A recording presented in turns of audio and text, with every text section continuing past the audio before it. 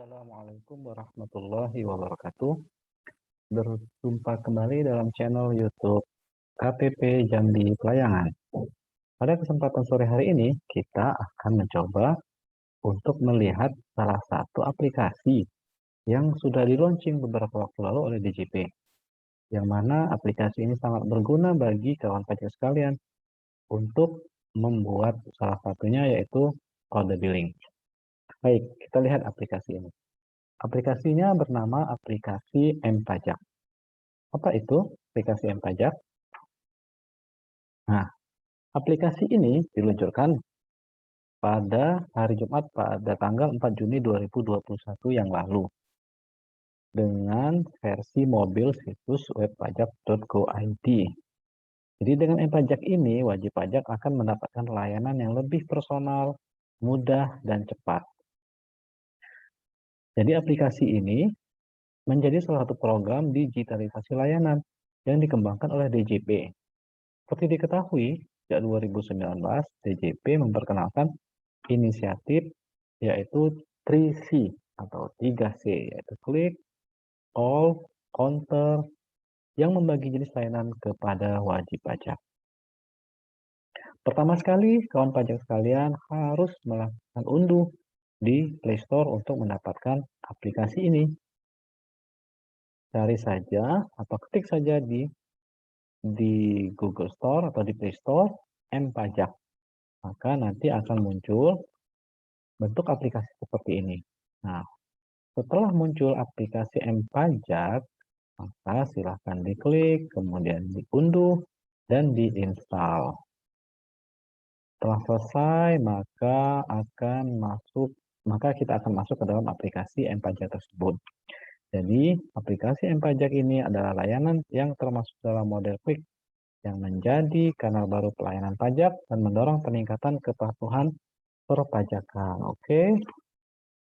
Nah, ketika kita akan pertama kali memulai masuk ke dalam aplikasi ini, maka ada beberapa menu yang bisa kita lihat di aplikasi ini. Apa saja keuntungan atau menu yang bisa kita dapatkan? Yang pertama, kemudahan membayar pajak. Nanti di sini kita akan melihat atau mencoba bagaimana membuat kode billing dengan aplikasi ini. Kemudian di sini juga kita akan mendapatkan informasi tentang pajak. Kemudian juga kita akan mendapatkan informasi ATM dan KPP terdekat. Nah, ini salah satu keuntungannya dari aplikasi ini ya, kita paling tidak bisa mengetahui ada ATM terdekat di sekitar kita. Oke.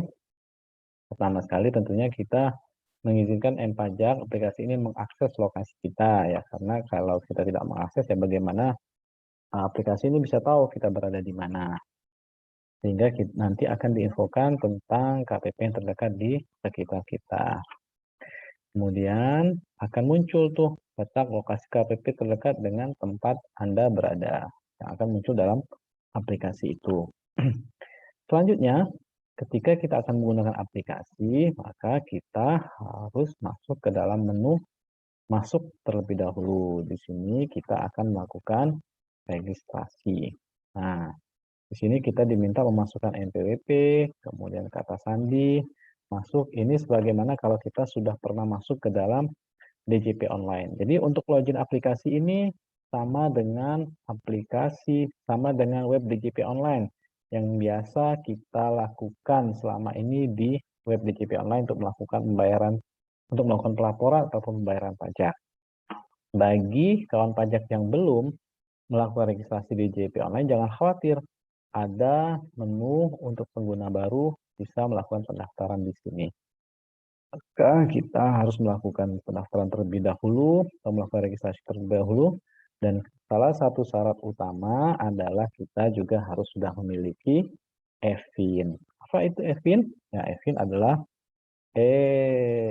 Electronic Finger Internal Number. Ya, semacam nomor khusus yang diberikan oleh DJP agar bisa melakukan registrasi ini. Nomor ini bagaimana mendapatkannya? Caranya sangat mudah. Bisa dengan menelepon di Kering Pajak 1500-200 atau bisa datang ke KPP terdekat atau bisa melalui layanan WA yang banyak terdapat di ya situs-situs atau web di media sosial di KPP yang bersangkutan. Jadi kalau Bapak Ibu bingung EVIN-nya apa atau belum tahu, tinggal coba masuk ke web web di KPP yang dituju, kemudian cari di sana, nanti pasti ada untuk melakukan layanan konsultasi secara online. Nanti bisa ditanyakan di sana untuk mendapatkan EVIN itu.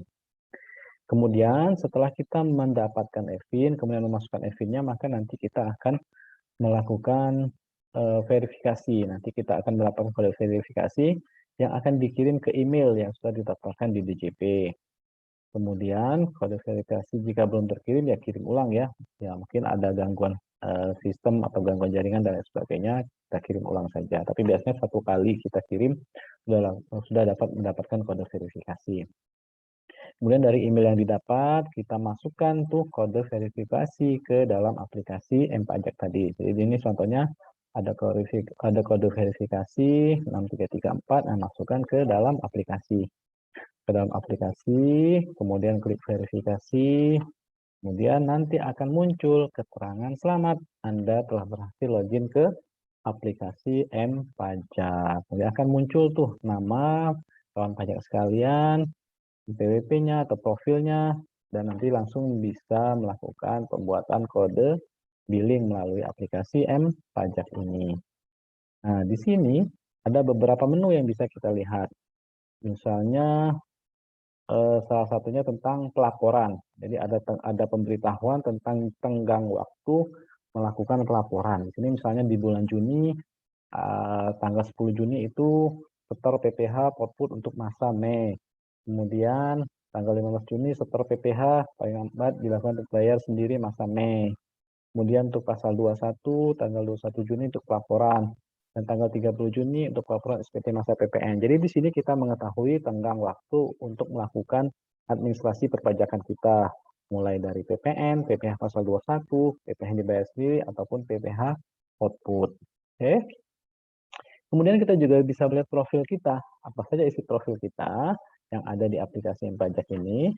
Nah, yang pertama jelas, nanti di situ kita akan bisa melihat semacam NPWP elektronik yang muncul di aplikasi tersebut. Jadi di situ nanti akan muncul nama kita, NPWP, alamat, terdaftarnya kapan. Nah, ini salah satu fungsi dari aplikasi ini, sehingga kita tidak perlu ribet-ribet membawa NPWP kemana-mana. Cukup dari aplikasi ini dia sudah menyimpan dalam bentuk NPWP elektronik.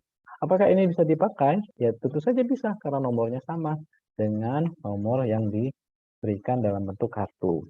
Tapi kalau memang butuh kartu, ya mau tidak mau harus datang ke KPP untuk mencetak kartu tersebut. Tapi kalau hanya butuh nomor atau butuh dalam bentuk tampilan elektronik, ya cukup ini bisa digunakan. Karena nomornya sama, alamatnya sama, ya semuanya sama. Cuma beda bentuk elektronik dan bentuk manual saja.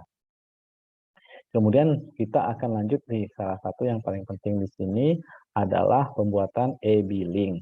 Jadi di dalam salah satu menunya tadi ada tenggang pajak untuk pelaporan, jangka waktu pelaporan, pembayaran dan lain sebagainya. Kemudian di sini ada e-billing. Kita klik e-billing, maka di situ akan muncul keterangan surat setoran elektronik. Jadi kita mengisi terlebih dahulu data-data yang akan kita terbitkan e-billingnya. Isi form surat setoran elektronik ini dengan data sesuai untuk memudahkan proses pembuatan kode billing. Yang pertama jelas kita diminta memasukkan NPWP.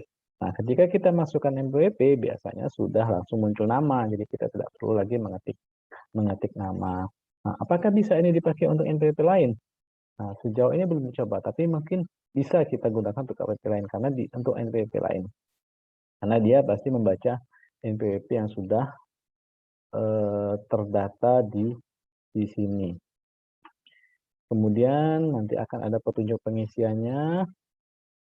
Kalau bingung bisa lihat petunjuk, tapi biasanya kalau sudah pernah mengisi maka akan bisa kita jalankan dengan baik. Ini beberapa menu.